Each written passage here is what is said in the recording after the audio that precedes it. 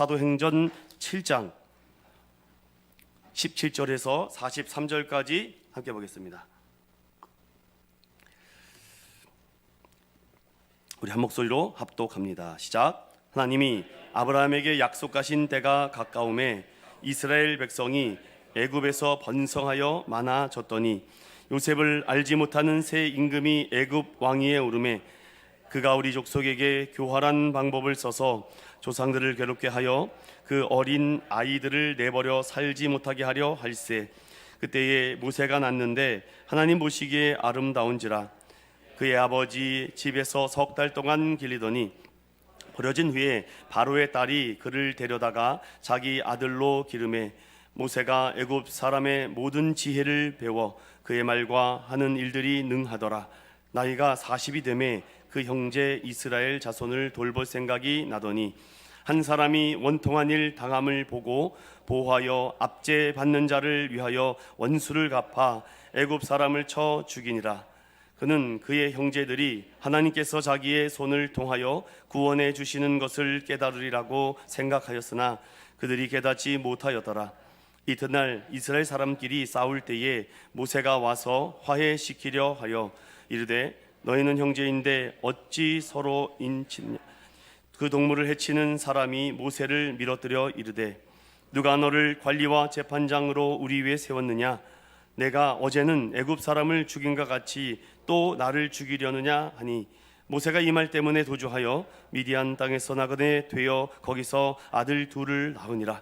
40년이 참에 전사가 시내산 광야 가시나무 떨기 불꽃 가운데서 그에게 보이거늘 모세가 그 광경을 보고 놀랍게 여겨 알아보려고 가까이 가니 주의 소리가 있어 나는 내 조상의 하나님 즉 아브라함과 이삭과 야곱의 하나님이라 아신데 모세가 무서워 감히 바라보지 못하더라. 주께서 이르시되 내 발에 신을 벗으라. 내가 서 있는 곳은 거룩한 땅이니라. 내 백성이 애굽에서 괴로움 받음을 내가 확실히 보고 그 탄식하는 소리를 듣고 그들을 구원하려고 내려왔노니 이제 내가 너를 애굽으로 보내리라 하시니라. 그들의 말이 누가 너를 관리와 재판장으로 세웠느냐 하며 거절하던 그 모세를 하나님은 가시나무 떨기 가운데서 보이던 천사의 손으로 관리와 속량하는 자로서 보내셨으니 이 사람이 백성을 인도하여 나오게 하고 애굽과 홍해와 광야에서 40년간 기사와 표적을 행하였느니라. 이스라엘 자손에 대하여 하나님이 너희 형제 가운데서 나와 같은 선지자를 세우리라 하던 자가 곧 이 모세라. 시내산에서 말하던 그 천사와 우리 조상들과 함께 광야 교회에 있었고 또 살아있는 말씀을 받아 우리에게 주던 자가 이 사람이라. 우리 조상들이 모세에게 복종하지 아니하고자 하여 거절하며 그 마음이 도리어 애굽으로 향하여 아론더러 이르되 우리를 인도할 신들을 우리를 위하여 만들라. 애굽 땅에서 우리를 인도하던 이 모세는 어떻게 되었는지 알지 못하노라 하고 그때에 그들이 송아지를 만들어 그 우상 앞에 제사하며 자기 손으로 만든 것을 기뻐하더니 하나님이 외면하사 그들을 그 하늘의 군대 섬기는 일에 버려두셨으니 이는 선지자의 책에 기록된 바 이스라엘의 집이여 너희가 광야에서 40년간 희생과 제물을 내게 드린 일이 있었느냐. 몰록의 장막과 신레판의 별을 받들었으며 이것은 너희가 절하고자 하여 만든 형상이로다. 내가 너희를 바벨론 밖으로 옮기리라 함과 같으니라. 아멘.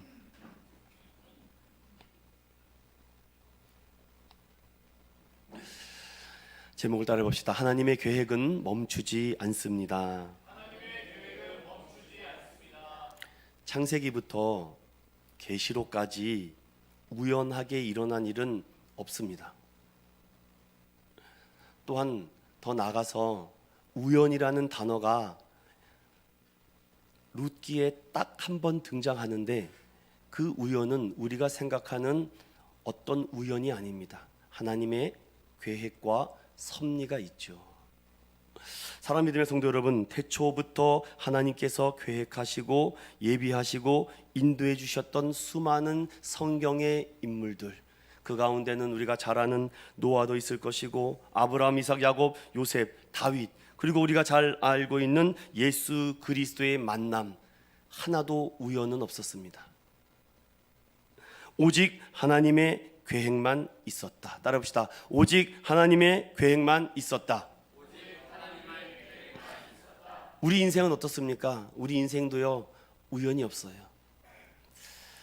생명의 말씀사에서 나온 한 책 글귀가 참 눈에 들어왔습니다. 하나님의 참 멋진 계획. 지금까지 온 시간들을 돌아보면 주님의 은혜가 아니었을까? 오늘의 근심도 넣어둘 이유도 그분께서 모든 것을 다 알고 계신 줄로 믿습니다. 하나님은요, 참 멋진 계획을 가지고 계세요. 그 계획이 어디에 있을까? 성경 안에 모두 담겨져 있죠. 성경은 우리에게 이렇게 말합니다. 죄인 하나가 회개하고 돌아오기를 기다린다. 나는 의인을 부르러 온 것이 아니라 죄인을 부르러 왔다. 정말 하나님의 기가 막힌 타이밍이죠. 어쩌면 그 시간의 정확한 타이밍에 딱 하나님이 우리를 불러 세울 수 있었는지. 모든 사람이 아니요 라고 한 방향으로 흘러갈 때 예스 하고 돌아올 수 있는 그 믿음. 저는 한 책을 소개해드리고 싶습니다. 나의 인생 설계도, 마크 베터슨이라는 저자가 기록한 책인데요, 제가 그 글귀를 조금 소개해드리고 싶습니다. 우리의 최종 목표는 내가 어떤 사람인지 깨닫는 것이 아닙니다. 하나님이 어떤 분인지 깨닫는 것입니다. 결국 하나님을 발견해야 비로소 나를 발견하게 될 것입니다. 그것이 내가 누구인지 발견할 수 있는 유일한 길이기 때문입니다. 왜냐하면 우리는 하나님의 형상대로 창조되었기 때문입니다. 정말 공감이 되고 맞아요. 아무리 내가 어떤 사람인지를 알려고 해도, 여러분 수많은 화가들, 고흐나 고갱 이런 그림들 보십시오. 그 인생의 자신을 어떻게 표현하고자 아무리 했지만 결국은 하나님을 만나지 못하면, 하나님을 경험하지 못하면요, 내가 어떤 사람인지를 전혀 알 수가 없어요. 하나님을 만나잖아요, 그럼 죄가 무엇인지를 알게 됩니다. 하나님을 만나잖아요, 죽음이 무엇인지를 깨닫게 됩니다. 정말 하나님을 인격적으로 만나잖아요, 그러면 심판이 무엇인지를 알게 돼요. 그럼 이 세 가지가 두려운 것이 아니라 다 은혜로 바뀌어버립니다. 죄와 죽음과 심판, 이 세 가지는 하나님의 은혜의 계획이구나.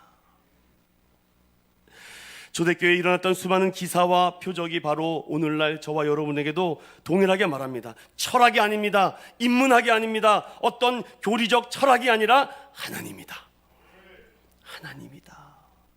저는 이번에 태국에 가서도 많은 것을 경험하고 체험을 하게 됐습니다.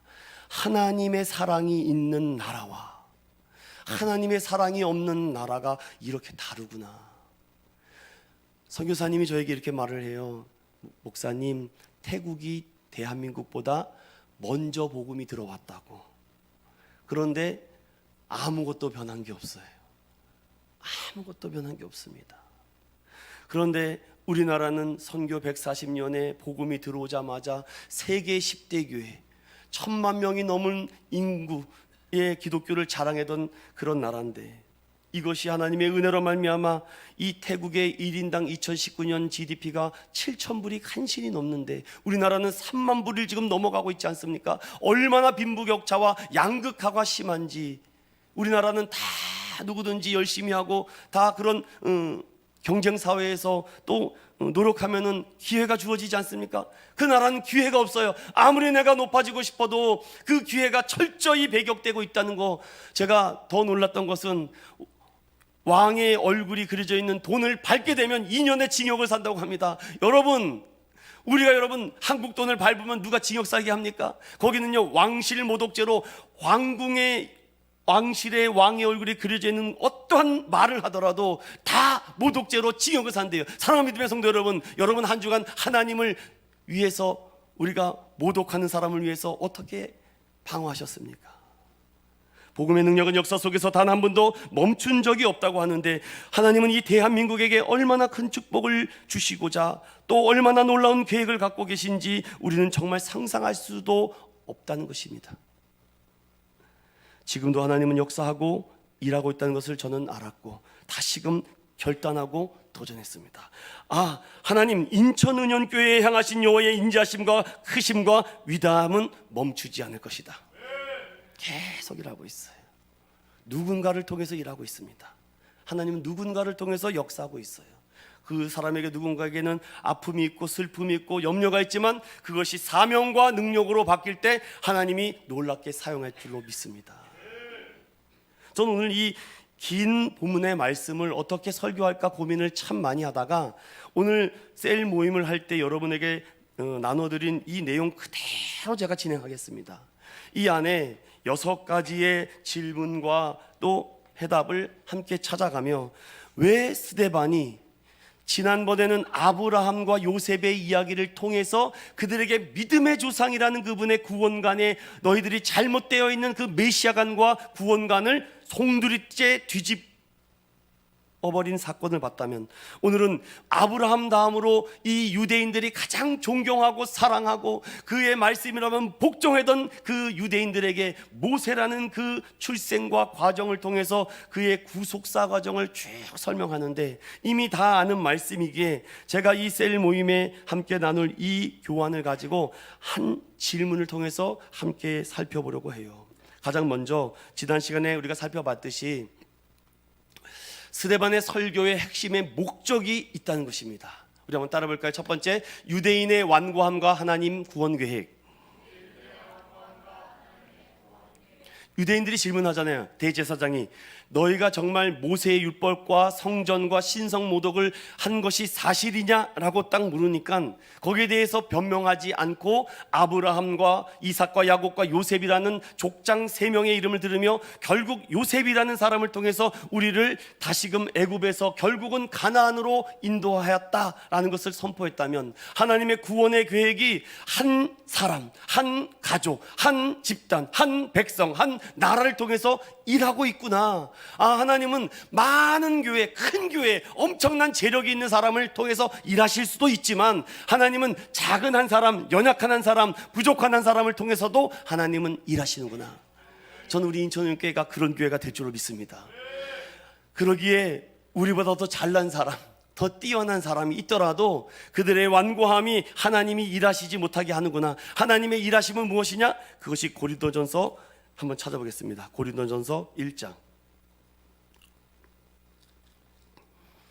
고린도전서 1장 26절부터 31절까지 읽어봐야 되겠습니다. 26절부터 31절입니다. 시작. 형제들아, 너희를 부르심을 보라. 육체를 따라 지혜로운 자가 많지 아니하며 능한 자가 많지 아니하며 문벌 좋은 자가 많지 아니하도다. 그러나 하나님께서 세상에 미련한 것을 택하사 지혜 있는 자들을 부끄럽게 하려 하시고 세상에 약한 것들을 택하사 강한 것들을 부끄럽게 하려 하시며 하나님께서 세상에 천한 것들과 멸시받는 것들과 없는 것들을 택하사 있는 것들을 폐하려 하시나니 이는 아무 육체도 하나님 앞에서 자랑하지 못하게 하려 하심이라. 너희는 하나님으로부터 나서 그리스도 예수 안에 있고 예수는 하나님으로부터 나와서 우리에게 지혜와 의로움과 거룩함과 구원함이 되셨으니 기록된 바 자랑하는 자는 주 안에서 자랑하라 함과 같게 하려 함이라. 아멘. 하나님의 구원 계획은요, 대단한 사람도 쓰실 수도 있고 놀라운 사람도, 탁월한 사람도 쓸 수 있지만 하나님의 구원 계획은요, 그런 사람들만 쓰는 것은 아니라는 것입니다. 저도 쓰임받을 수 있고 여러분도 쓰임받을 수 있습니다. 그러니 나는 아니죠, 그런 패배적인 생각 다 버리시고 오늘 하나님께 붙들려 쓴다면요, 오늘도 여러분들을 놀랍게 세워주실 줄로 믿습니다. 그리고 두 번째, 모세의 스토리를 통해서 결국은 내 뒤에 오시는 그분을 통해서 진정한 구속의 완성을 이룰 것이다. 나는 60만의 대군을 이끌어 출애굽시킨 구속자라면 진정한 영의 구속자는 예수 그리스도다. 이것을 지금 스데반의 설교의 핵심 목적을 던지고 있습니다. 그리고 세 번째, 따라봅시다. 하나님의 신실하심과 인간의 연약함. 맞습니다. 맞습니다. 여러분, 스데반의 핵심 설교가 바로 여기 있어요. 저의 핵심 설교도 바로 이 부분의 안에서 머물려고 합니다. 여기서 벗어나지 않기 위해서 하나님, 오늘도 성령의 안에서 하나님 은혜를 달라고 저는 간구하며 또 올라왔습니다. 하나님, 우리 안에 잘못된 거 있으면 하나님 때로는 때려주시고, 때로는 회초리를 들어주시고, 때로는 확성기로 말씀해 주시고, 또 그 안에 하나님의 구원 계획 안에 내가 참여할 수 있고, 그 구원의 방주 안에서 내가 벗어나지 않게 해달라고. 또한 이 성경의 수많은 스토리와 성경 인물들 통해서 결국은 믿음의 조상들 통해서 예수 그리스도를 만나게 하시려고 말씀하시는구나. 그 하나님의 신실하심과 진실하심, 그 안에 우리 안에 수많은 연약함 가운데 결국은 메시아를 만났을 때에 복음의 능력이 우리를 다시금 일어나게 하는 줄로 믿습니다.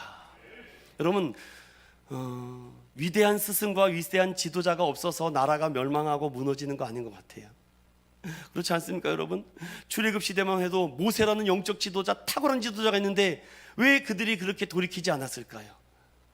뭐 사무엘이 없었습니까? 엘리야가 없었습니까? 엘리사가 없습니까? 아니, 복음 시대는 예수님이 없었습니까? 여러분, 탁월한 지도와 스승과 선생님이 없어서가 아니라 우리 죄의 문제를 해결하지 못해서 그래요.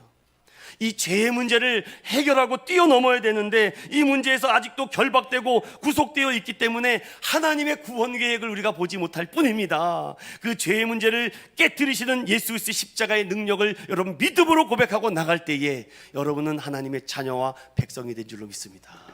그러면 스데반은요, 이제 모세라는 인물을 통해서 설교하고 있는데 그 부분을 저와 함께 눈으로 빠르게 먼저 따라오겠습니다. 17절부터 19절은요 이스라엘의 공경한 모습과 핍박과 박해의 상태, 즉 이스라엘 백성들, 너희들은 그 가나안에서 애굽 땅에 왔을 때 75명이 오지 않았느냐. 그러나 결국은 그 안에서 요셉도 죽고 모든 사람이 다 죽고 나서 새로운 왕이 일어나니 결국은 너희가 하나님을 붙잡지 못하고 하나님을 떠났기에 결국은 너희는 노예가 되었다. 여러분, 노예만 된 것으로 끝납니까? 그렇지 않죠.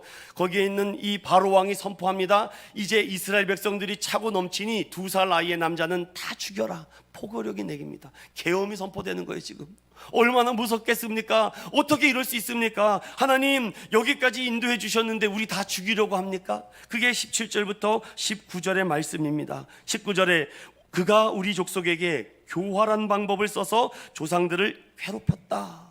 아이들을 내버려 두지 못하게 다 죽인다. 20절부터 22절에 그때의 모세가 난다. 모세는 건졌다라는 뜻입니다. 모세는 건짐을 받았다.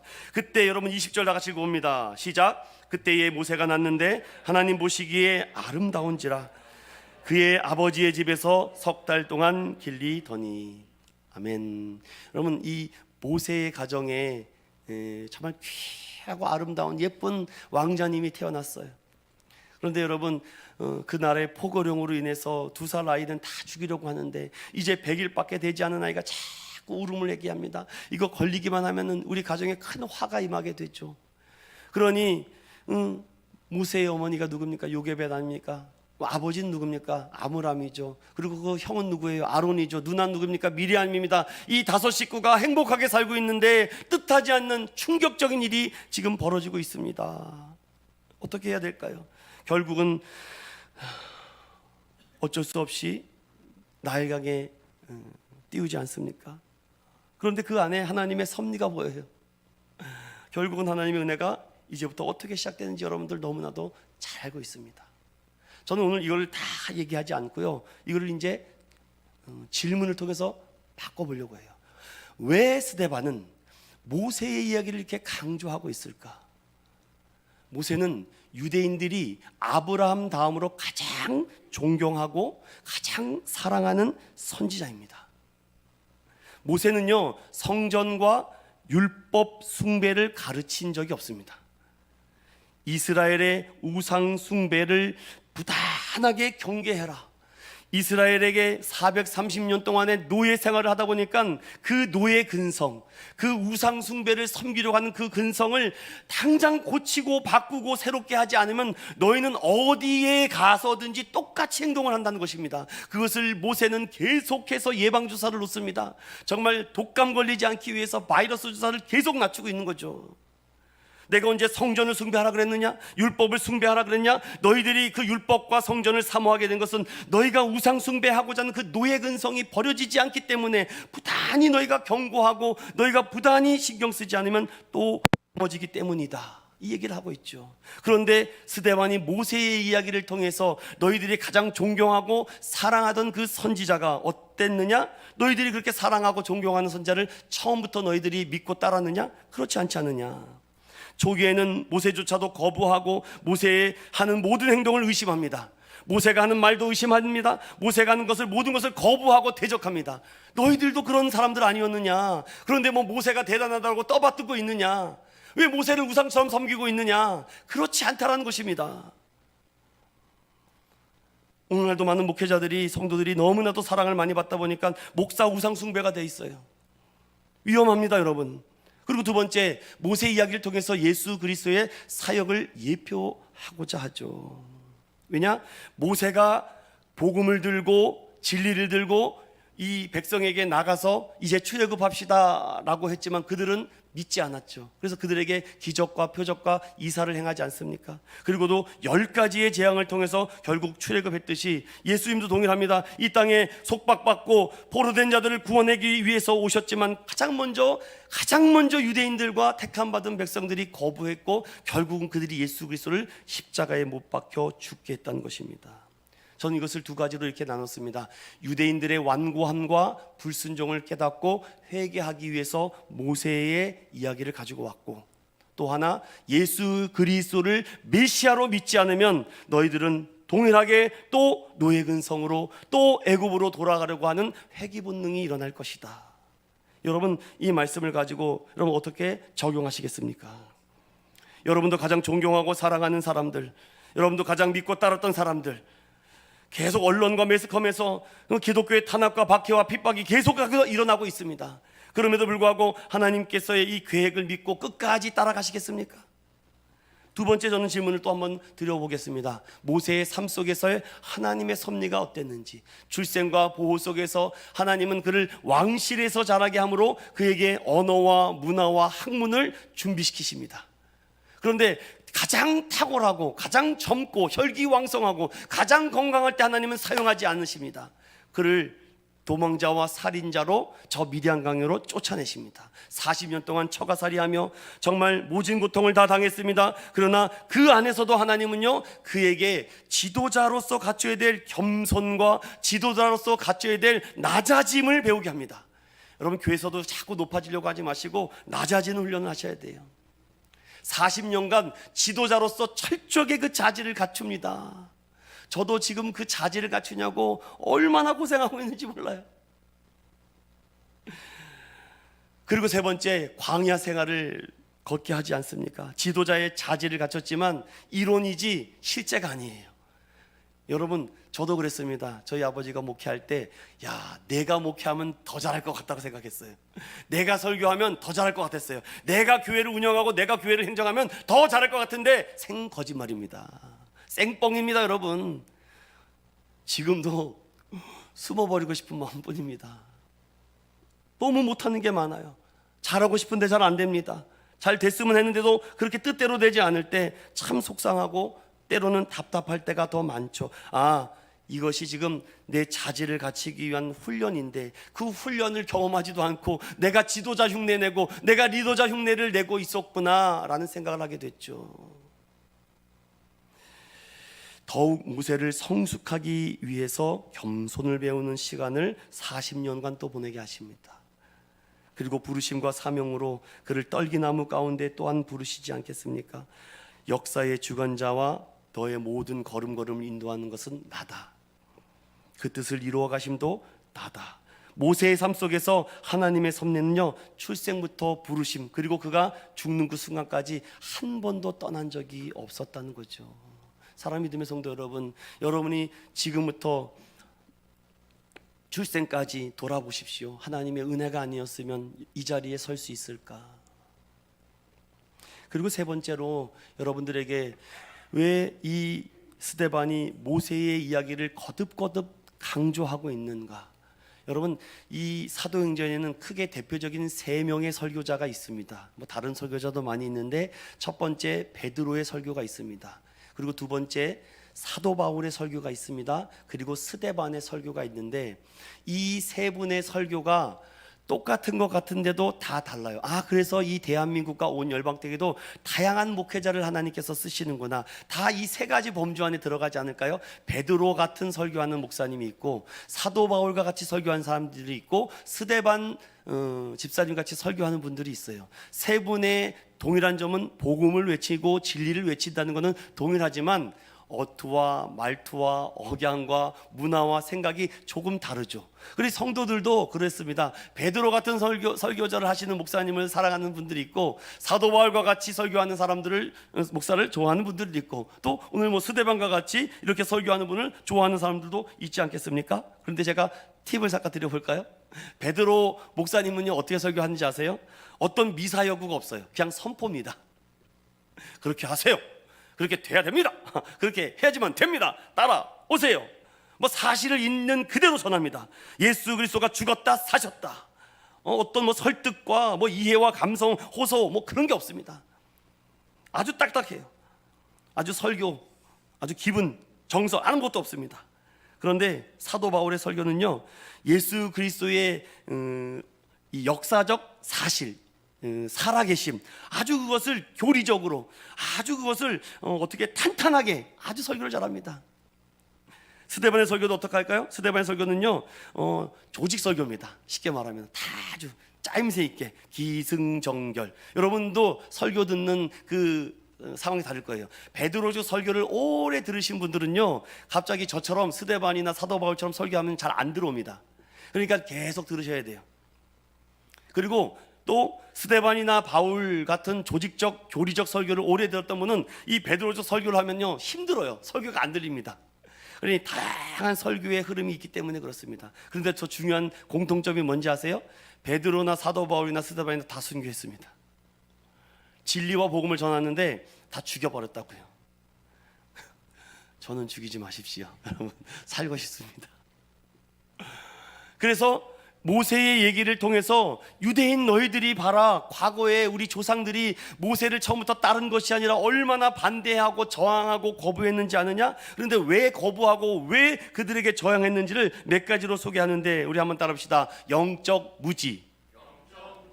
애굽에서의 고난 속에서 영적으로 둔감해진 거예요. 오랜 방황 생활을 통해서 둔감해져요. 여러분, 신앙생활을요, 멈추는 것은 때로는 위험해요. 그러니 어디에서 가든지 신앙생활을 잘 하셨으면 좋겠습니다. 저는요, 좀 그런 마음이 있는 것 같아요. 오늘 이 말씀을 준비하면서 만약에 살아가는 성도가, 목사님, 저 예수님 더 잘 믿고 싶습니다.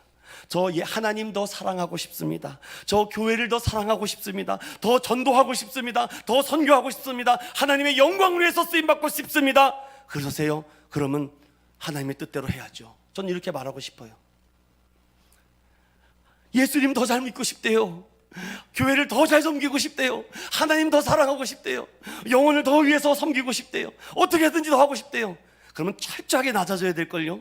철저하게 바닥으로 엎드려져야 됐거든요. 여러분, 개톨릭 신부가요, 나중에 사제 서품 받을 때요, 바닥에 납작 엎드립니다. 우리는 무릎 꿇을 정도죠. 납작 엎드린다니까. 이렇게 엎드려가지고요, 계속 있습니다. 이렇게. 나 죽었다는 겁니다. 이제 앞으로 신부로서 살아가는 것에 너는 완전히 바닥에 엎드려서 죽는 것이다. 근데 우리 목사들은 그냥 무릎 꿇고 안수 받을 정도죠. 그러니 안 죽는 겁니다. 영적 무지와 완고함. 모세를 알아보지 못하며 모세의 행동 하나하나를 다 은심하며 그 권위를 인정하지 않아요. 사랑하는 믿음의 성도 여러분, 저는 권위 의식이 별로 없어요. 그래서 이 강대상 위에서 말씀을 전할 때는 최대한 권위 있게 설교를 하려고 합니다. 그런데 저희가 나가면은요, 애들이랑 축구 차고 놀고 밥 먹고 다 합니다. 저는 뭐 목사기 때문에 따로 뭐 밥상 차려달라 절대 하지 마십시오, 여러분들. 저는요, 그런 거 싫어합니다. 영적 무지와 완고함. 두 번째 때가 따라합시다. 자기중심. 이 7장에 보니까요, 이런 말씀이 있어요. 여러분 한번 쭉 성경 27절을 한번 읽어보겠습니다. 27절 시작. 그 동물을 해치는 사람이 모세를 밀어뜨려 이르되 누가 너를 관리와 재판장으로 우리 위에 세웠느냐. 아멘. 모세의 생각과 이 히브리 사람의 생각이 너무 달라요. 모세는 바로의 공주의 아들로서 성장하다 보니까 다름을 알았거든요. 애굽 사람과 내가 다르게 생겼네? 생김새가 다르네? 내가 뭐지? 이제 정체성에 혼란이 와요. 청소년 시절에.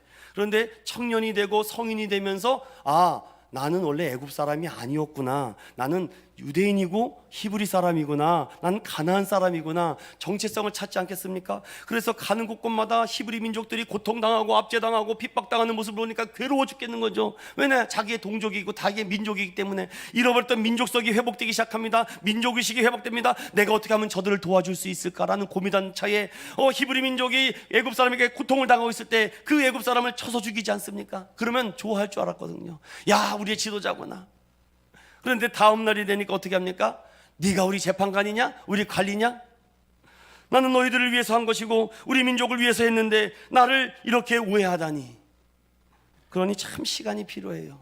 그러니 모세에게도 시간이 필요하고 히브리 민족에게도 시간이 필요한 겁니다. 만약에 그때 모세가 그 행동을 가지고 감사합니다, 고맙습니다, 우리를 위해서 이렇게 해줬다고 그 한마디만 했으면은요 바로 모세가 돌이켰을 텐데, 모세가 그 말 때문에 살인자의 그 무서움에서 도망가지 않습니까? 자기중심적인 생각들, 자기들의 판단의 생각에 갇혀 있습니다. 그리고 세 번째, 두려움과 불신 때문이죠. 애굽의 압제 속에서 불안과 두려움에 사로잡힌 그들은 하나님의 구원 계획을 신뢰하지 못하고 여기가 좋사오니 그냥 이대로 냅두십시오. 하나님의 구원 계획을 보려고 하지도 않고 믿으려고 하지도 않아요. 사무엘상 16장 7절을 다 같이 읽어봅니다. 시작. 내가 보는 것은 사람과 같지 아니하니 사람은 외모를 보거니와 나 여호와는 중심을 보느니라. 아멘.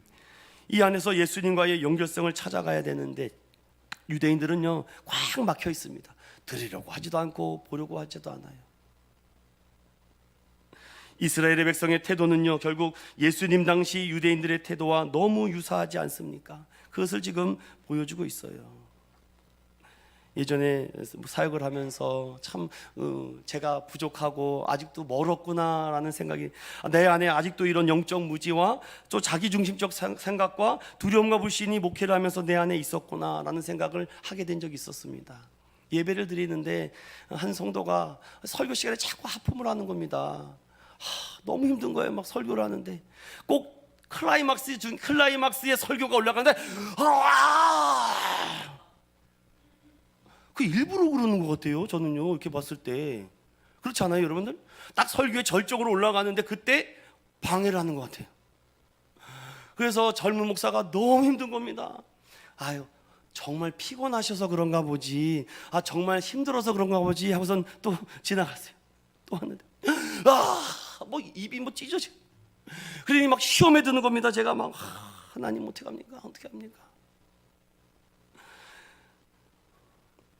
그런데 어느 날 기도를 하는데, 사랑하는 목사야, 너 그것도 이해 못하냐? 너 그것도 못 받아줘서 어떻게 목사하려고 그러냐? 너 어떻게 지도자가 되려고 하느냐? 그것도 하나 이해할 수 없는 넓은 마음을 가질 수 없겠느냐? 주님 죄송합니다. 제가 그렇게 모자랍니다. 영적으로 무지해요. 제 안에 완악함이 있습니다. 하나님, 저는요 목회가 낭만적인 줄 알았는데 목회는요 살아오는 반이군요. 내 생각을 갖고 있었습니다. 내 생각만이 갖고 있었죠. 지금 목사로 지금 나를 생각하는 거야? 목사로 생각한다면 그런 태도와 그런 말을 하지 않을 테고 그런 행동을 하지 않을 텐데 정말 나를 목사로 생각하는 것일까? 저는 태국 가서 정말 놀랐습니다. 거기는요 스님이 지나가면요 신발을 벗고 무릎을 꿇고 이렇게 기도를 받아요. 우리도 좀 그런 건 배워야 될 것 같아요. 목사님 기도 안 해준다고 막 들이받지는 않겠지만 아주 그 경외함과 그 마음의 사상을 하나님께만 돌렸으면 이 나라가 뒤집어질 텐데, 내 저기중심적인 생각에 꽉 사로잡혀 있었구나. 내 안에 말할 수 없는 두려움과 불신이 내 안에 있었구나. 유대인들도 그렇지 않았을까? 그래도 모세율법과 성전이 있는데 누가 나를 건드릴까? 그리고 또 하나, 우상숭배의 결과였습니다. 우리 성경을 한번 쭉 찾아볼까요? 여러분 37절부터 38절까지 읽어보겠습니다. 시작. 이스라엘 자손에 대하여 하나님이 너희 형제 가운데서 나와 같은 선지자를 세우리라 하던 자가 곧 이 모세라. 시내산에서 말하던 그 천사와 우리 조상들과 함께 광야 교회에 있었고 또 살아있는 말씀을 받아 우리에게 주던 자가 이 사람이라. 아멘. 그럼 계속해서 지도자를 보내서 이 모세를 통해서 하나님의 말씀을 대언하고 선포하고 또 증거하고 있는데, 결국은 그들은 하나님의 은혜로 출애굽해서 구원받았으니 얼마나 감사합니까? 구원받은 것만 해도 이제 출애굽해서 애굽의 종살이 노예가 되지 않고 하나님의 백성이 됐던 그 하나만이라도 여러분 만족해야 되는 것 아닙니까? 그런데 여기 38절을 보니까 그 천사와 우리 조상들과 함께 광야 교회, 여기 교회라고 되어 있는 에클레시아라고 되어 있는데 정확한 번역은 회중의 번역이 더 정확합니다. 광야에 있는 회중들, 이것이 70인역의 번역이 들어오면서 이것이 교회로 번역이 됐는데 이 부분은 조금 오역이 있는 것 같아요. 그 광야에서 회중들이 있었다. 또 살아있는 말씀을 모세가 받아서, 즉 광야에 있는 회중들에게 우리에게 줄 것, 줄로 이렇게 해석하는 게 더 정확할 것 같아요. 우리에게 줄 자가 이 사람이다 라고 표현하고 있죠. 그러나 얼마나 모세와 같은 영적에 탁월한 지도자가 있었습니까? 그들에게 주신 하나님의 말씀은 직통계시가 아니겠습니까? 쉽게 말하면 그 직통계시의 말씀을 지금 바로바로 현장에서 듣고 체험하고 경험하고 있는 그들이 하나님의 말씀을 따라 순종할 줄 알았는데 결국은 그들은 어떻게 합니까? 불순종해요. 모세를 따르지 않습니다. 그렇게 10가지 기적을 보고 그리고 불기둥과 구름기둥을 보며 홍해가 갈라지는 것을 보면서 또한 만나와 메추라기를 먹으면서 놀라운 은혜를 봤음에도 불구하고 결국 그 은혜를 붙잡지 않아요. 39절 보면 우리 조상들이 모세에게 복종하지 아니하고자 하여 거절하며 그 마음이 도리어 애굽으로 향했다. 나 그냥 거기로 돌아가고 싶어요. 나 원래 있던 자리로 가고 싶어요. 계속 애굽으로 가고 싶다고 합니다. 여러분, 애굽으로 가면은 잘 될 것 같습니까? 잘 됐으면 좋겠어요. 그러나 이미 그 하나님이 기뻐하지 않는 땅에서 벗어났다면 새로운 환경에서 다시금 정착하고 살아라고 하신 하나님의 은혜, 너희가 가야 될 것은 가나안 땅이라고 얘기하는데 그들은 계속해서, 그러니 40절에 아론으로 우리를 인도할 신들을 우리를 위하여 만들라. 애굽 땅에서 우리를 인도하던 이 모세는 어떻게 되었는지 알지 못하노라. 너무 급해요. 너무 급합니다. 여러분, 모세가 40일 있었습니다. 여러분, 40일밖에 없었습니다. 그런데 그 모세가 가서 하나님의 계시와 말씀을 받고 기다리고 있는데 그걸 못 참아가지고서는 우리를 인도한 하나님을 만들어 달라고 아론을 막 흔들어 제낍니다. 지금 그 우상숭배의 결과가 뭡니까? 하나님과의 단절이 일어나요. 예배가 안 된다는 것입니다. 여러분, 예배를 회복하자고 했다면서요. 그들의 예배를 회복하고자 했으면 예배를 끝까지 사모하고 사랑하고 적극적으로 주님 앞에 나가야 되는 것 아니겠습니까? 그런데 결국은 하나님과의 단절이 일어나니까 애굽으로 가야지. 여러분, 하나님과의 소통이 안 되면은요, 그 소통 안 되는 것을 하나님과의 소통으로 찾아야 되는데 사람들 통해서 소통을 찾으려고 그래요. 불통될걸요. 여러분, 사람들 통해서 아무리 찾으려고 해도 계속 불통, 계속 하소연만, 내 얘기 좀 들어줘, 내 얘기 좀 들어줘. 내가 애굽에서 얼마나 좋았는지, 그래도 나름대로 내가 그래도 급장돼 가지고서는 나름대로 완장 타고 있었는데 괜히 여기서 나와가지고 이 생고생을 하고 있니? 별의별 얘기를 다 합니다. 그거 사람들에게 얘기해봤자 하소연이에요. 아무런 변화도 일어나지 않습니다. 그 마음을 가지고 하나님께 나오시기 바랍니다. 그래야지 관계가 회복돼야 돼요. 관계가 회복돼야지. 내가 무엇을 우상숭배로 삼고 있었는지, 내가 가족이, 내 남편이, 내 아내가, 내 자녀가, 내 재정이, 내 통장이 우상숭배가 될 수가 있어요. 다시 한번 보겠습니다. 여러분, 39절 다 같이 다시 한번 읽어보죠. 시작. 우리 조상들이 모세에게 복종하지 아니하고자 하여 거절하며 그 마음이 도리어 애굽으로 행하여. 애굽으로 행하여. 다시 돌아가고 싶대요. 다시. 아니죠. 원래 있어야 될 자리는 그들은 애굽이 아니었습니다. 어느 곳에 가든지 내가 교회가 되면은요, 그곳이 베델이 되는 것 아니겠습니까? 사랑이 되면 성도 여러분, 예수 그리스도 이름으로 두세 사람이 모인 그곳에 하나님이 함께 하실 줄로 믿습니다. 하나님과의 단절의 문제가 우상 숭배 때문이에요.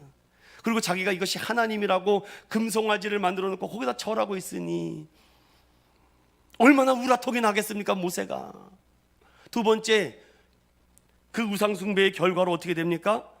41절 다 같이 읽어봅니다. 시작. 그때에 그들이 송아지를 만들어 그 우상 앞에 제사하며 자기 손으로 만든 것을 기뻐하더니.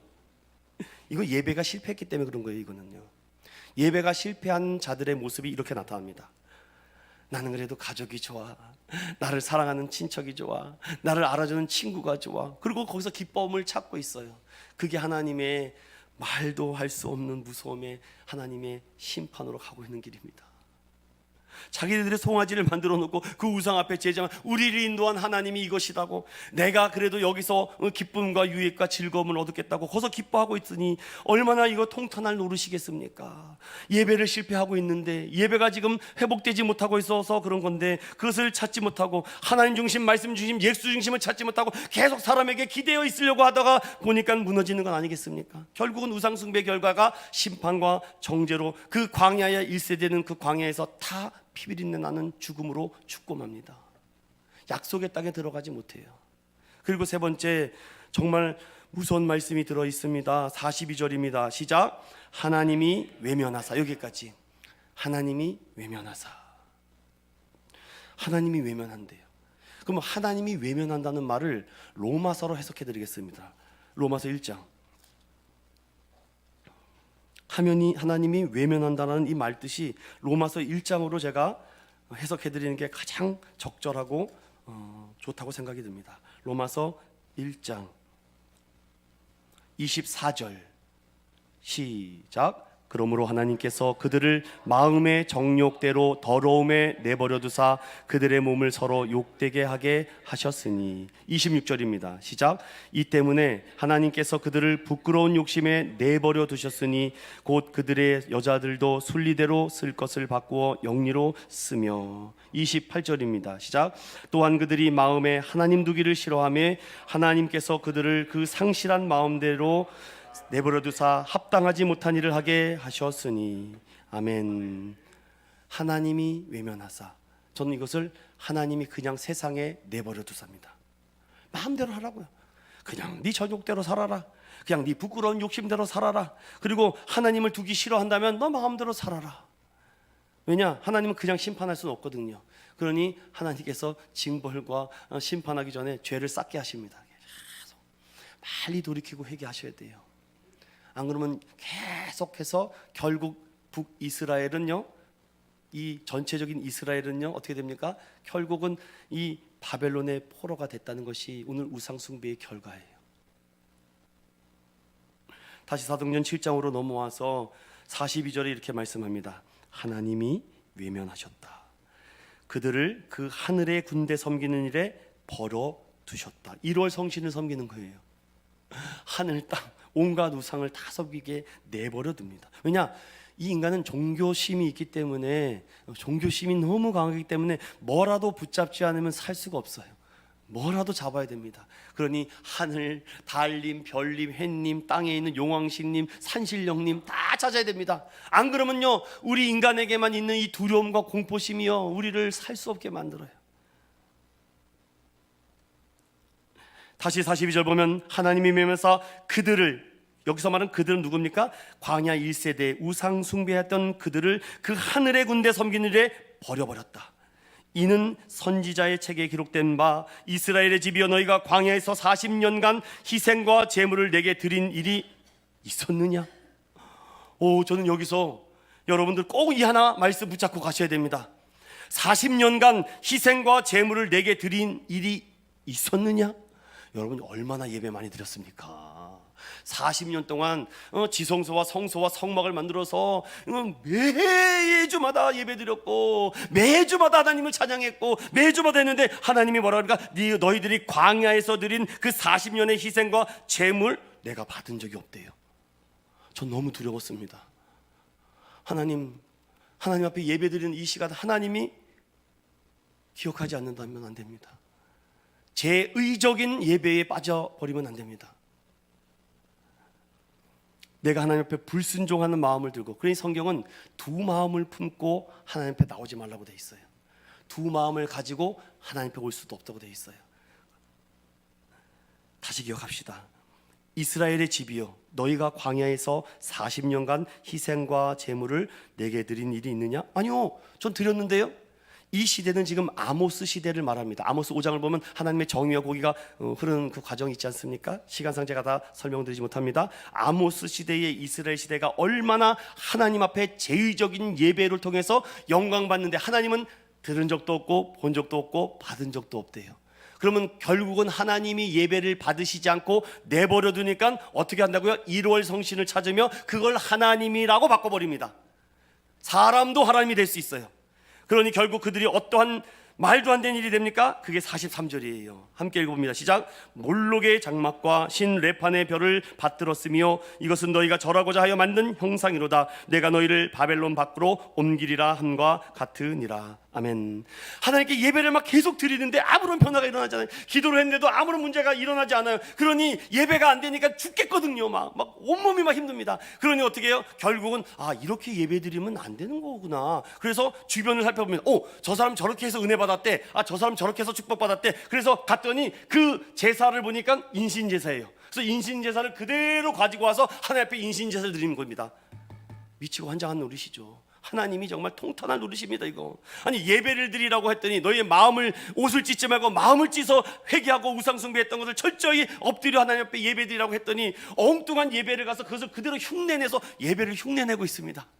그게 바로 몰록의 장막과 신 레판의 머리예요. 온갖 금과 돌과 우상을 나무를 만들어서 그것이 하나님이라고 예배하고 있으니 하나님이 토해내버리겠다고 돼 있어요.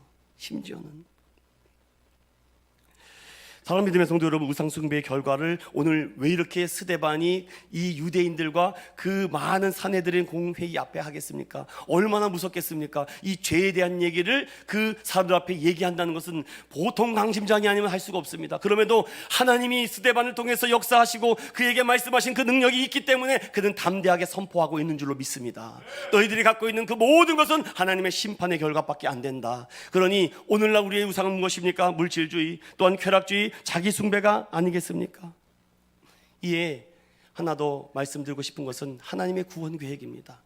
그럼에도 불구하고 여러분, 스데반은 지금 호소합니다. 사랑하는 유대인들이요, 사랑하는 부형들이요, 아버지요, 형제들이요, 자매들이요, 내가 그 얘기를 듣고도 내가 죽을 것을 뻔히 알지만 내가 당신들에게 호소하고 외치고 있습니다. 그럼에도 하나님의 은혜가 있다. 하나님의 구원 계획이 있다.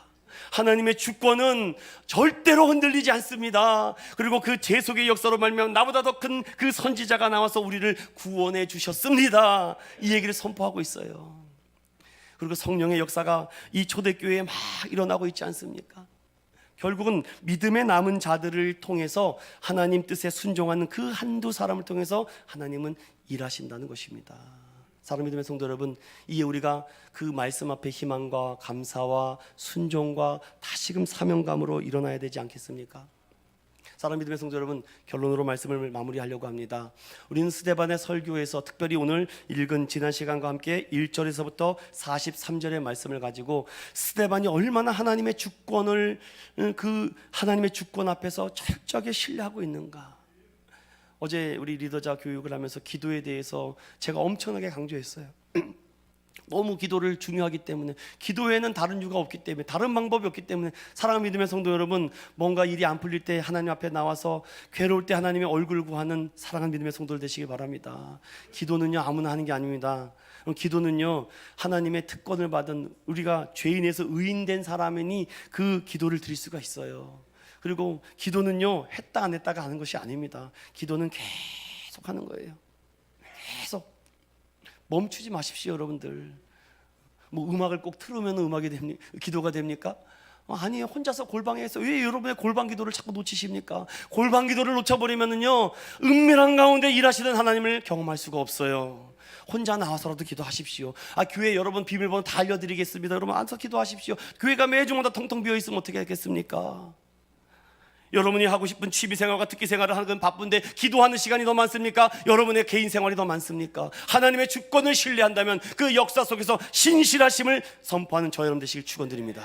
그리고 말씀에 순종하세요. 오늘 보세요. 왜 모세 얘기, 이들이 모세 얘기를 모르겠습니까? 모세 얘기를 누구보다도 잘 알고 있지만 그 모세를 통해서 하나님의 구원 계획이 어떤 것인지 멈추지 않고 계속 일어나고 있는데, 너희들은 지금 잘못된 예배를 드리고 있다, 잘못된 하나님을 찾고 있다, 너희는 다시금 온전한 말씀을 통한 하나님을 만나라. 그리고 우상숭배를 경계하라는 거죠. 하나님이 아닌 다른 것을 조금이라도. 전 어렸을 때 부모님이 그랬어요. 하나님보다 너를 더 사랑할까 봐 내가 너를 튕겼다고, 오지 말라고. 어디 하나님보다 내가 너를 더 사랑하냐고. 그 말이 이제 좀 이해가 돼요. 제가 왜냐, 이 목회자는요, 하나님보다 다른 걸 사랑하잖아요. 그러면 꼭 제 안에 아주 어려운 일들이 생겨요. 그래서 철저하게 하나님 아닌 다른 것을 사랑하지 않게 해달라고 얼마나 부담이 마음을 찢는지 모릅니다. 하나님 중심적 삶, 그리고 복음 전파의 사명, 세계 복음화, 이것이 스데반을 통해서 일하시고자 하는 하나님의 놀라운 계획 아닐까요? 저는 결론을 이렇게 매듭짓고 마무리 짓겠습니다. 하나님의 계획을 신뢰하시기를 축원드립니다. 그리고 그 말씀 앞에 순종하는 삶으로 나아가시기를 축원드립니다. 그리고 내 안에 우상이 있는지 안과 밖으로 날마다 두렵고 떨림으로 점검하시기를 축원합니다. 그리고 날마다 내가 예수님의 성품 앞에 초대되어 닮아갈 수 있게 해달라고 기도하고 말씀으로 다시금 회복되는 우리 믿음의 성도들 되시기를 예수님 이름으로 축원드립니다.